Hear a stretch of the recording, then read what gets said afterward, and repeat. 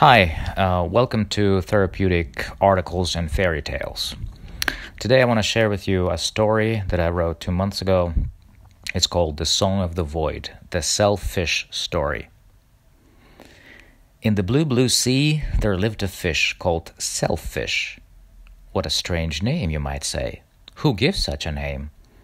Well, it's actually a whole group of fish. They're called selfish by other sea creatures who are sure about themselves that they don't belong to this category. She knew very well who she was, selfish. Of that she was reminded daily.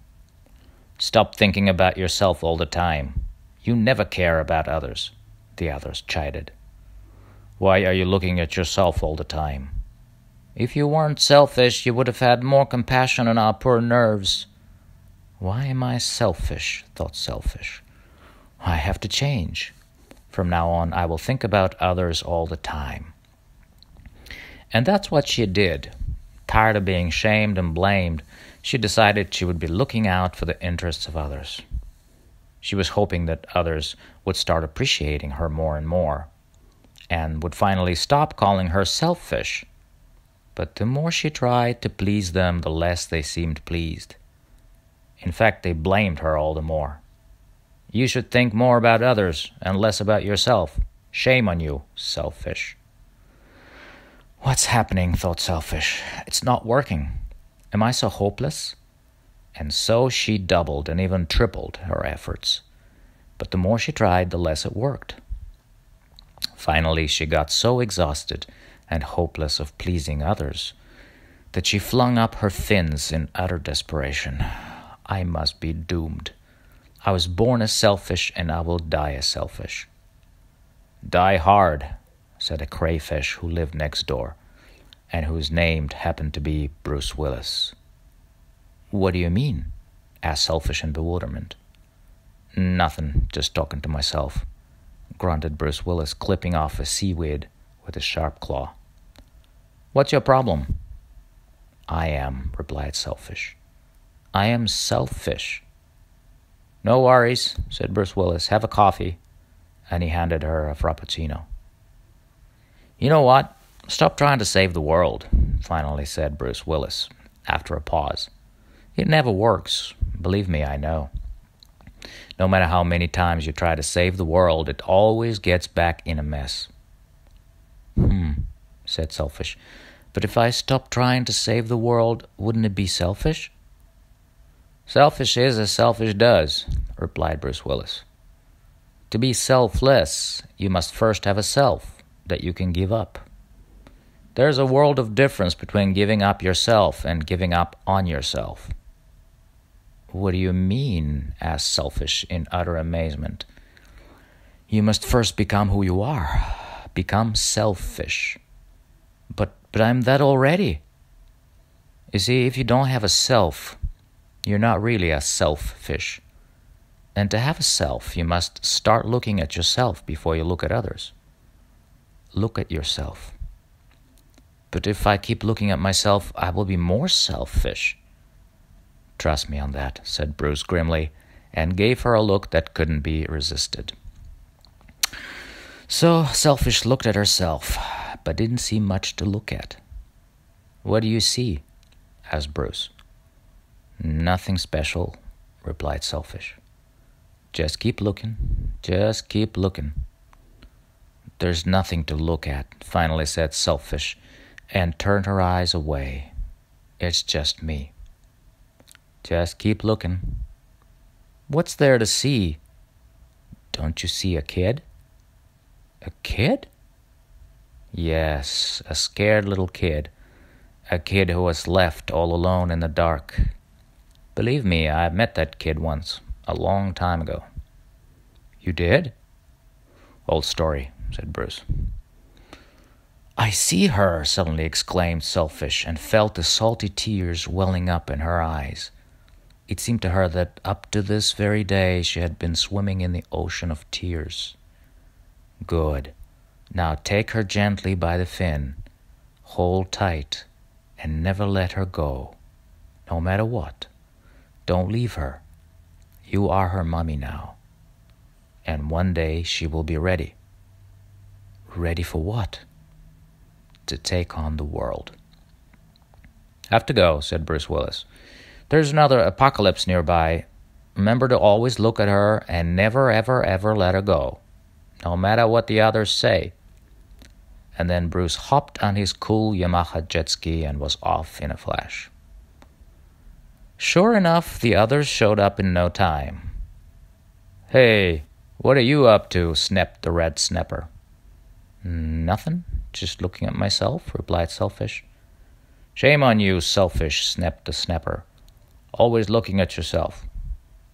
For a brief moment, Selfish stopped looking at herself and started looking at the snapper.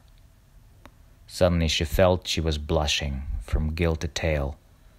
She was almost about to blurt out a funny joke or two, so as to divert his attention, the art she had mastered so well. But then something made her choke on her own words. She distinctly heard a small little voice coming from inside her. Don't leave me, it said. What? Echoed Selfish and looked at herself intently. And then she saw a little baby fish left alone in a dark cave and trembling all over. She looked so little and so miserable that Selfish immediately wanted to look away, get busy, invite the red snapper to dinner, hide in her hole at the bottom of the sea, do anything so as not to think about it anymore. But something made her look. She didn't even know what. It was so hard not to turn away, and yet there was something very beautiful about that little one. She had eyes full of ocean-like sadness, and there was a great big void.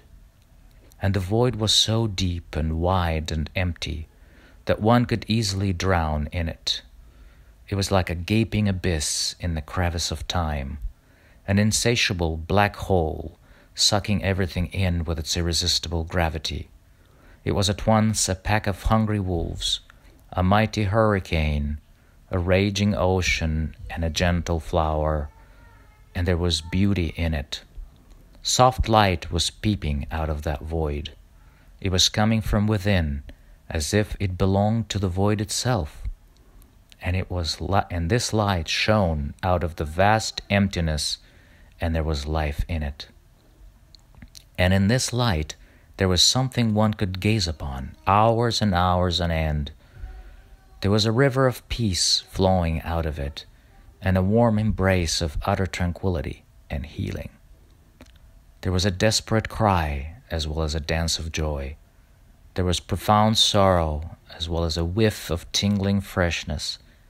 There was an ugly wound as well as a well of inner harmony. There was at once chaos and order, as if fashioned by the hand of a masterful artist. Don't leave me, asked the kid again. I'm here, I'm looking at you, said Selfish, and I'm not leaving you. The little one stopped trembling and looked up. Selfish took her by the little fin, and together they went shopping. She was constantly looking at her, and the kid seemed to transform before her very eyes.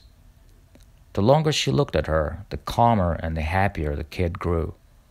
And with his calmness and peace settled over the little one, Selfish totally forgot about others. She was alone in the world, but for the first time in her life she felt fine in her own company. She was alone, and yet she wasn't lonely. She was by herself, and yet she was keenly aware that there was someone else with her. As she spoke gently to the kid, it seemed to her that she was hearing another gentle voice speaking to her through her own words. And as that kind voice filled her heart and mind, she grew calmer and stronger and happier.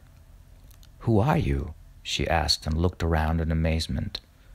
And from the unfathomable depths of herself, she heard a still, small voice saying, "Don't look away. I am not out there. I am in here." She looked at her kid again, and suddenly it seemed to her that she saw another baby, far, far away, in a cold, dark cave, and his mother rocking him gently in a manger, and humming a familiar tune. "I am not out there, I am in here," repeated the small little voice. "Just keep looking, just keep looking." She drew closer, looking into the darkness of the cave, and fixed her gaze upon him. And as she looked, the darkness of the cave receded like a mighty tidal wave, and a soft light poured from inside of the void, filling it up to the brim. And her ocean-like sadness shook and gave way to a quiet sigh of relief. And the salty tears she swam in for years became a bubbling brook of healing waters. And out of the gaping hole on the inside came a beautiful song, the song of the void. "Nice song," commented someone passing by. "Bruce," exclaimed Selfish, "it's so good to see you." "And you. You look radiant." "You know, I've seen him." "The kid?" "The kid." Bruce smiled. "So I see you're ready to take on the world," said he, and pointed to the empty seat in his jet ski. She laughed, hopped on, and off they went into the big, wide blue. The end.